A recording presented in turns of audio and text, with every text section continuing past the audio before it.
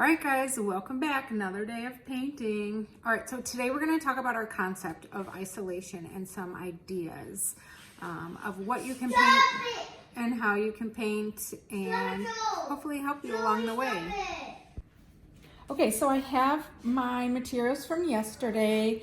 My surface, remember that box I showed you? I really liked that long format, so I just trimmed the edges. My cloth paints and all my non-traditional brush options. So what I'm actually going to do with my cloth is I got a hard surface like this book, and I'm going to put some paper towels down to help any bleeding of the paint that might happen. I'm going to lay this across and kind of tuck it under as if I was painting on like a board and I needed my canvas to be flat and hard. Okay, so these are my two options. I'm gonna work with two ideas. So if you looked at Edward Hopper, you saw he did a lot of portraits, but it's not just about the person, it's about the feeling that his paintings emote. So some of us might be feeling kind of isolated right now. I know, being stuck at home with 3 kids all day, every day, I am exhausted. Plus doing tutorials and stuff like this for you guys and planning ideas and checking attendance. It's so isolating. I just want to go out and go to the grocery store or go for a ride or even walk to the park. So we can be feeling a lot of different things. And so I want you to think about that first. Like, what are your feelings? Maybe you're enjoying it. Maybe you love this. You're an introvert, and so staying home makes you feel great. But think about how you're feeling and how you can portray that through images in a non-traditional way. So maybe your portrait, or maybe your painting will be a portrait. Maybe it'll be like a landscape. Maybe it'll be abstract. It's totally up to you, but you're gonna have to come up with something that works with the supplies that you have. So I had 2 ideas that I'm going to do on here. If you really like those ideas and feel close to them, you can do something similar, but obviously I don't want you to copy my examples exactly. So when I look at this one, I think of like a window. And I think with isolation and a lot of things I've seen online, it's always someone feeling stuck at home looking out. So I thought for this one, I would create like a landscape, like an outside, what I might see outside my window. And then once the paint dries, do some really thick marks, lines to represent the window panes. So how would I kind of create that? Well, let's see. Outside my window that I'm looking at right now, I have like a patio that has bricks. So I might take like this, move this one out of the way. Hey, Frank, quiet down please. I'm gonna take this yellow and see what I can do in terms of making like kind of a brick effect. It's nice and thick, so it's allowing me to pull the paint in different directions and create these textured lines. So I really, really like that, what it's allowing me to do here. Okay, so the foreground, the closest part to me outside my window is the brick patio. So this is kind of like my brick that I'm creating. And then next to that is grass. So I really don't have a green, but I guess I could use kind of this rustish color to represent like the brown when grass turns and kind of dies. And I think these leaves might give me a cool effect with grass. So let's try it out. I'm just gonna kind of dunk it. And it's coming out kind of thick, maybe not as thick as I'd like. So I'm gonna, instead of re-dunking it in, I'm just gonna move that paint around to give me a little thinner effect.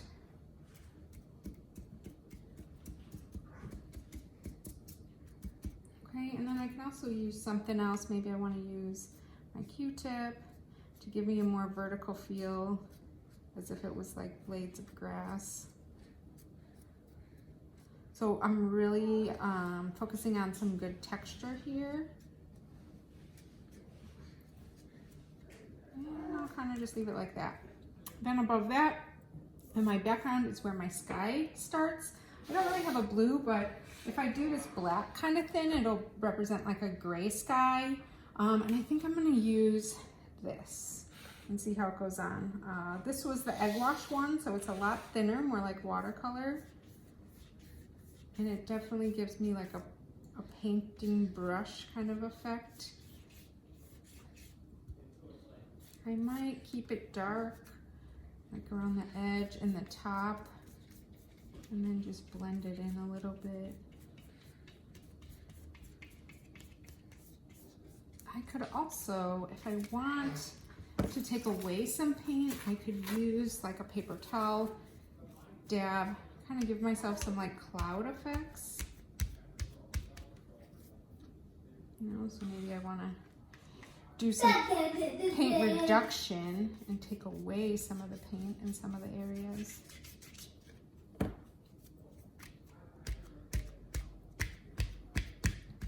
Kind of creating like soft clouds. Okay, so I have my background. So I'm gonna let that dry for a little bit, and then I'm gonna come back with a big black Sharpie and draw some lines to represent a window pane. So while that's drying, I'm gonna move to my second idea. So my second idea is gonna be more abstract. When I think of isolation, I think of something or someone all on their own, by themselves. So I think I'm going to, again, I just got it out ahead of time, get my big Sharpie, okay, here. And I'm going to draw kind of an abstract person or figure that might represent kind of me or someone feeling this loneliness. Okay, it could be like representative of a figure, but it doesn't have to really look like one. Again, it could be abstract, it could be landscape, it could be a portrait.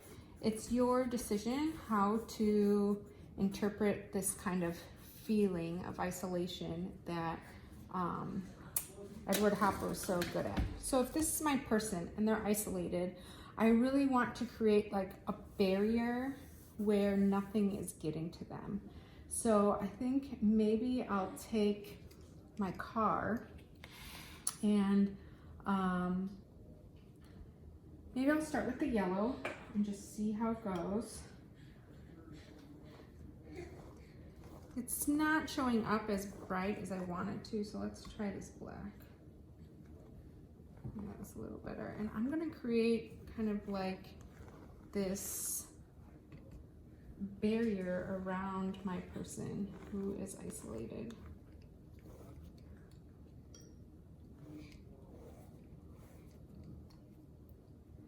Really separating them from the rest of the canvas. And then I'm just gonna play and I'm gonna have fun with the rest of my materials and create kind of like an abstract world around them. So thinking of like them being alone, but also safe inside this circle and the craziness of the world and the virus and whatever else going on around them, but not penetrating through that circle that I made. Ooh, a little bit of red from the strawberries coming through. I really like that. So maybe I could kind of squeeze the strawberry juices to be part of it too. All right, what else? What haven't I used yet? So I'm just kind of creating some textures and some patterns and some designs, some variety, but unity at the same time, balance, or asymmetrical balance.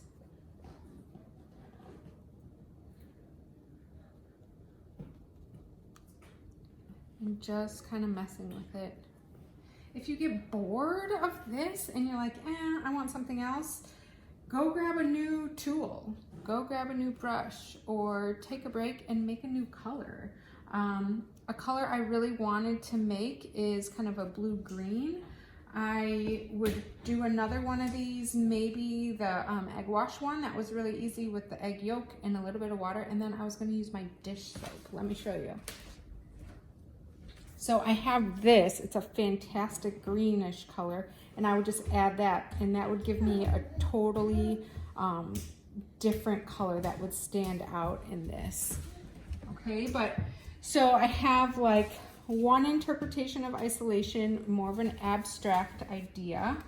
And then here is more of the like seclusion part of being isolated. And I would need to let this dry some more, and probably use a different marker that's not running out. But I would go through and do lines here. And then I'd probably just follow the lines of the folds of the cardboard that's already there and use those as my